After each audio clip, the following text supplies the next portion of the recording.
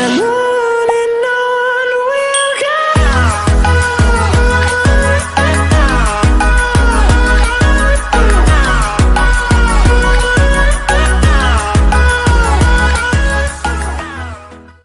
Assalamualaikum warahmatullahi wabarakatuh.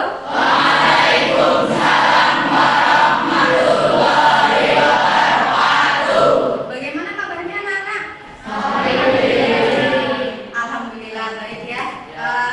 Sekarang Deki akan coba cek presensi. Ada teman kalian yang hari ini tidak masuk?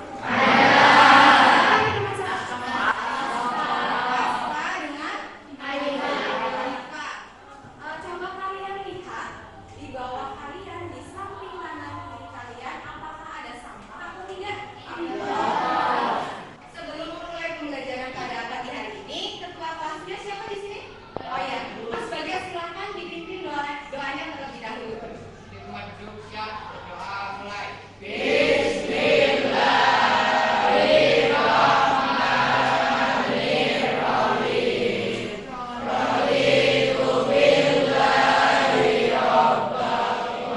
Sebelum menyanyikan lagu, silakan berdiri semuanya.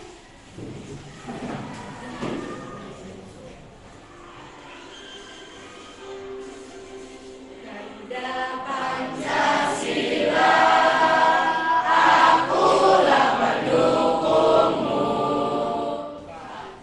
Dibuka bukunya terkait dengan materi kedudukan dan fungsi Undang-Undang Dasar Negara Republik Indonesia tahun 1945. Dan di pertemuan kali ini kita akan mengetahui bagaimana tujuan pembelajaran di pagi hari ini. Yang pertama, peserta didik dapat menjelaskan kedudukan Undang-Undang Dasar Negara Republik Indonesia melalui tayangan video dengan benar. Yang ada dua pertanyaan. Yang pertama, kapan PPKI melaksanakan sidang? Ada yang bisa menjawab kapan itu PPKI atau Panitia Persiapan Kemerdekaan Indonesia melaksanakan sidang? Ya, Mas Gilang. Tanggal 18 Agustus. Ya, betul sekali. Tanggal 18 Agustus 1945 PPKI melaksanakan sidang pertamanya, di mana dalam pelaksanaan sidang pertama itu menghasilkan hasil sidang PPKI. Di sini ada. Motivasi adanya Undang-Undang Dasar 1945 adalah adanya kehendak lanjutnya tentang negara yang pasti dan stabilitas nasional. Pemerintah memaham bahwa sistem politik tertentu dapat dipertahankan, yaitu sistem politik menurut UUD 1945. Ini ada yang mau menyampaikan hal-hal apa saja yang kalian peroleh dari tayangan video tersebut? Contoh fungsi Undang-Undang Dasar. Contohnya, oke, tadi Mbak siapa namanya? Farica. Mbak Farisa menyampaikan dari tayangan tersebut bisa diperoleh fungsi dari Undang-Undang Dasar. Yang lainnya ada hierarkinya.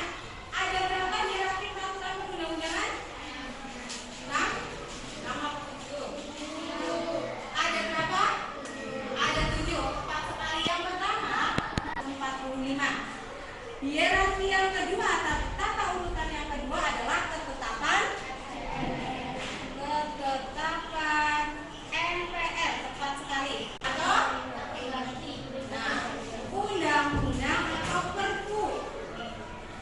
Apa itu perpu? Undang-undang. Yang keempat adalah peraturan pemerintah. Bawahnya PP atau peraturan pemerintah adalah peraturan presiden.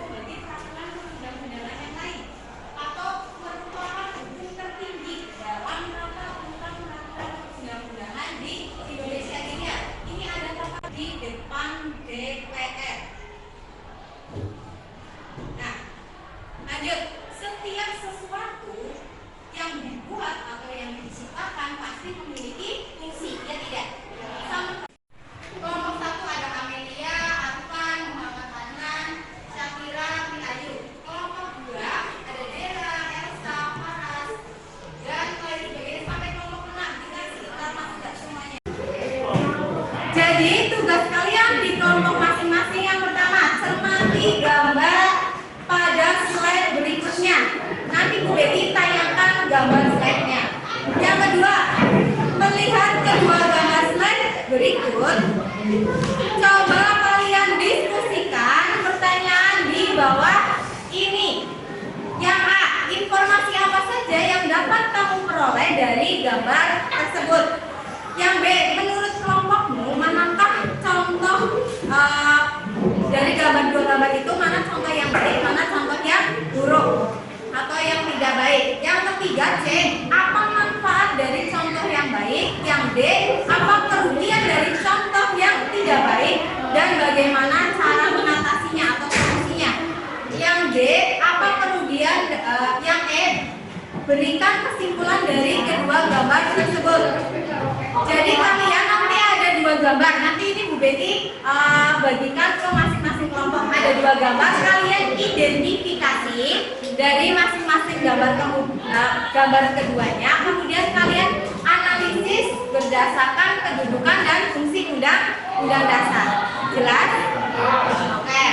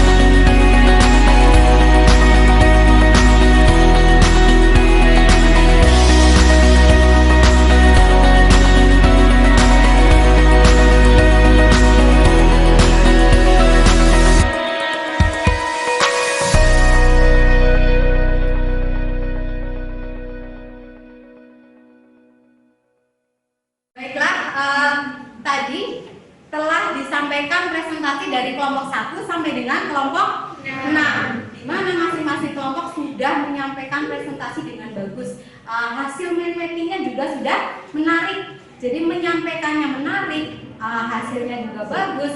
Nah, di sini Bu Betty akan menyampaikan sedikit terkait dengan presentasi tadi ya. Jadi ada 2 gambar terkait dengan kedudukan dan fungsi undang-undang dasar. Di mana gambar yang pertama yaitu terkait dengan situasi pengendara yang mematuhi lalu lintas, dan yang kedua situasi pengendara yang melanggar lalu lintas. Kita tahu bahwa di sini kedudukan undang-undang dasar itu sebagai hukum dasar tertinggi, di mana undang-undang posisinya ada di yang pertama. Nah, kalau undang-undang dasar itu di posisi pertama, ada yang tahu peraturan lalu lintas itu masuknya undang-undang yang mana? Nomor berapa? Ada yang tahu tidak? Jadi terkait dengan lalu lintas itu diatur di dalam Undang-Undang Nomor 22 Tahun 2009. Di sini dijelaskan bahwa setiap orang itu harus mematuhi aturan lalu lintas. Jadi ada dua gambar, kalian telah mengidentifikasi mana gambar yang mematuhi, mana gambar yang tidak. Kemudian kalian sudah mencari solusinya. Nah, jadi kita tahu bahwa Undang-Undang Dasar, Undang-Undang Nomor 22 Tahun 2009 itu memiliki kedudukan yang ada di bawah Undang-Undang Dasar. Makanya undang-undang ini harus bersumber pada Undang-Undang Dasar. Ibu Betty ada beberapa soal terkait dengan materi pembelajaran hari ini.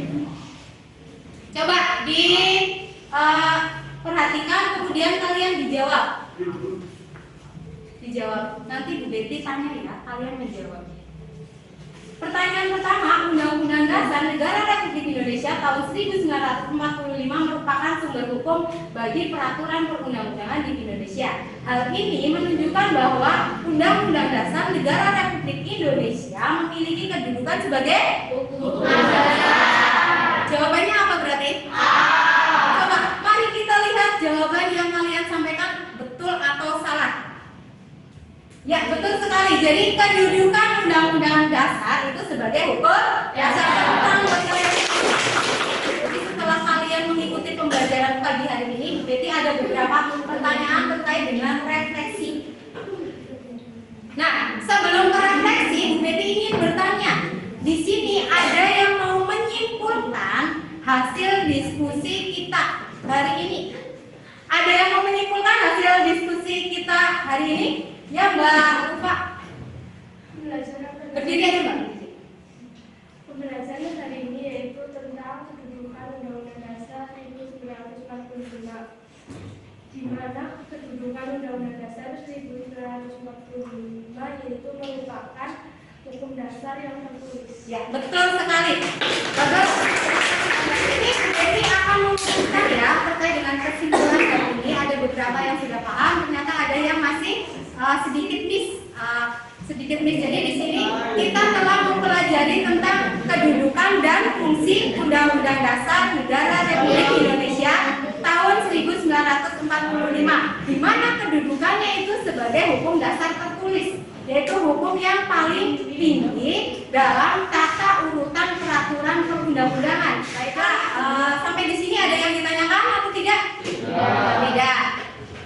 Karena tidak ada yang ditanyakan, wakil ketuanya siapa di sini? Mbak Syakira. Mbak Syakira, silakan dipimpin doa penutupnya untuk pembelajaran hari ini.